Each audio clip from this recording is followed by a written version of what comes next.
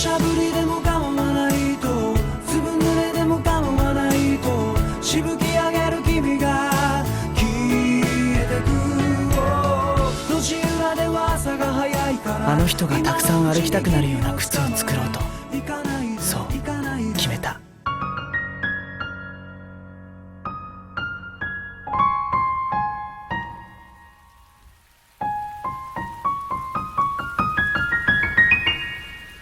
Hi, I'm Demolition D. You know me. I'm back, baby. Let's review a movie. I saw Kotonoha no Niwa a little while ago, and being a huge fan of the talented Shinkai Makoto and most of what he's done, I was very excited for this one when it was announced, and I knew I'd want to give it a proper review eventually, whether it was fantastic or abysmal. So let's dive right in. The story of Garden of Words goes a little something like this. Takao is a kid who's not entirely sure of what it is he wants to do with his life, so in between studying and schooling and lusting over female strangers' feet in the park like most 15-year-old boys, he likes to craft shoes. Meanwhile, Yukari is an adult who's not entirely sure what she wants to do with her life, so in between being a teacher and lusting over young boys who want to sniff her feet in the park like most 27-year-old women, she drinks beer, and the two of them begin their platonic relationship. Focus term being platonic. So what? Kid likes feet, bitch has nice feet, got a problem? Coming off of Makoto Shinkai's previous work such as the similar 5 cm per second and the wildly different yet slightly underwhelming Hoshiwo o Kodomo, or The Children Who Chase Lost Voices, you might not know what to expect coming into Garden of Words plot-wise, but here's what you can expect from the team behind its creation. Oh my god, everything is so beautiful. Nearly everything is hand-drawn. Food porn, rainwater, perky boobs and loose clothing. Perky boobs and loose clothing. I love Makoto and his underlings' work and the dedication that they put into their films, and in a world filled with needless CGI around every mediocre corner, it's relieving to know that studios such as Comics Wave still exist to treat us to the glory that is deliciously saturated hand-drawn animation. Another thing worth mentioning while we're still on the topic of technical aspects in anime, this team and their efficiency of believable lighting is astoundingly noteworthy. It's not quite as jaw-dropping as 5 cm per second's use of train headlights and convenience store lights, since most of this movie takes place during the daylight hours, but the scenes that call for it have some of the best and most atmospheric lighting I've experienced in anime to date, and it all comes together to build a believable world, which of course in turn leads to more believable characters and setting, which is arguably the most important parts of story. And world building is another aspect that the film completely nails. Everything is very low-key and not exaggerated, from the scenes of Takao's at-home family life to Yukari's melancholic phone conversations. You get the sense that this is very much a real world intertwined with real-life relationships, and in a movie where character interaction is at the forefront of its entertainment factor,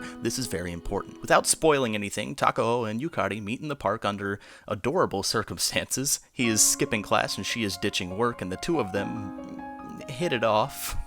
Might be a bit generous of me to say, but needless to say, they continue doing so and slowly but surely begin to trust one another and open up as the days go by, as Takao explains that he would like to become a proficient shoemaker, and Yukari tells him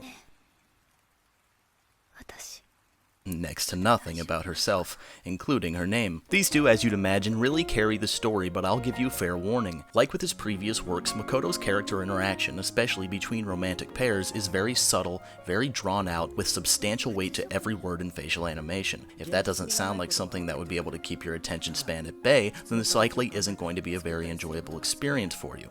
You uncultured swine. What's being pressed upon the viewer in these subtle yet strangely intimate instances is the message that we don't change as much as human beings as we're led to believe. We don't mature as gracefully as the world expects us to, and our two main characters' similarities in the way that they think and behave, such as ditching work and skipping school to sit in the park, exemplifies this thesis. And it's an ambitious thesis to employ in an animated film where nothing too crazy really happens, and that's what makes Garden of Words unique. The voice acting is superb, just like Shinkai's past films. I know you're probably sick of hearing me say that, but hey, the guy is very admirable. Literally every character in this film fits their role and delivers their lines exquisitely, especially Irino Miyu's Takao and Kana Hanazawa's role as Yukari. Good to see her branching out and not playing a squeaky mouse girl for once. She really has great emotional range and puts it to good use here as the role of the quiet, mature, older woman. Despite all my praise, it's not to say that the film is free of flaws. Again, I don't want to spoil anything, but as the story goes on, it becomes difficult to find a sense of progression. Meaning, of course, that the film takes a while to go anywhere, and when it does, it doesn't really go where you want it to. If you were left feeling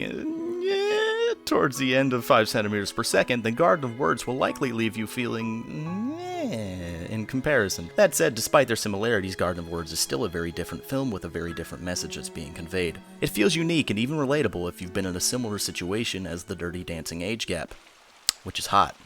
Did I mention that it's hot? I was in love with my 7th grade teacher. She had the body of a goddess.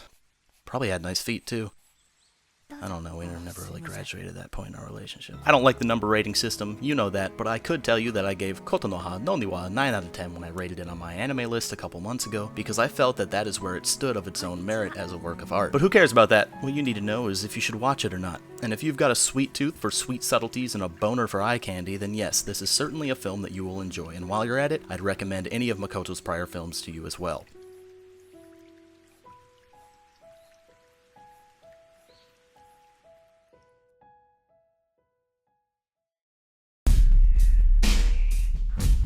If you're still here, hey! I can't stress this enough, how badly you should go to the Facebook page and like it and hang out with the rest of us. We're like a cool little club, laughing at funny pictures and disturbing videos. And if my channel ever gets terminated, that's the first place I'll go to let everyone know. Speaking of which, dodged a bullet recently in terms of account deletion. Check the video in the description for more on that, and be sure to sub my backup account, Demolition D V2, just in case his channel gets murdered in cold blood. Oh yeah, and if you like this review, hey, go check out my Neon Genesis vs. the Rebuttal of Evangelion video series. It's probably something that you would enjoy. As always, thanks for watching, and let me know what you want me to review next.